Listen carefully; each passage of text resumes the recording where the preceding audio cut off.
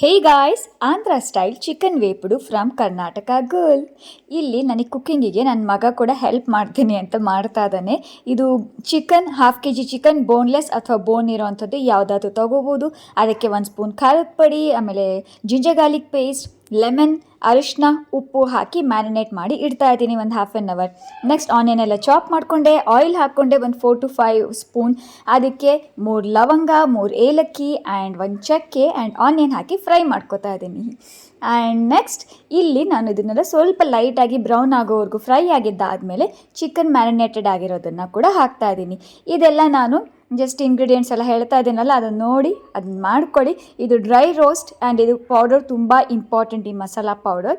Next ನಾನು tomato ಹಾಕಿ ಇನ್ನು ಸ್ವಲ್ಪ ಬೇಯಿಸ್ತಾ 2 ಗಡ್ಡೆ ಬೆಳ್ಳುಳ್ಳಿನ ಸಿಪ್ಪೆ ಸಮೇತ ಕ್ರಷ್ ಮಾಡ್ಕೊಂಡಿದ್ದೀನಿ, ಅದನ್ನು ಹಾಕ್ತಿದ್ದೀನಿ. ಆ್ಯಂಡ್ ಈ ಪೌಡರ್ 2 ಸ್ಪೂನ್ ನಾನು ಮಸಾಲ ಪೌಡರ್ ಮಾಡ್ಕೊಂಡಿದ್ನಲ್ಲ ಅದನ್ನು ಹಾಕಿ ಚೆನ್ನಾಗಿ ಮಿಕ್ಸ್ ಮಾಡಿ ಕವರ್ ಮಾಡಿ. And yummy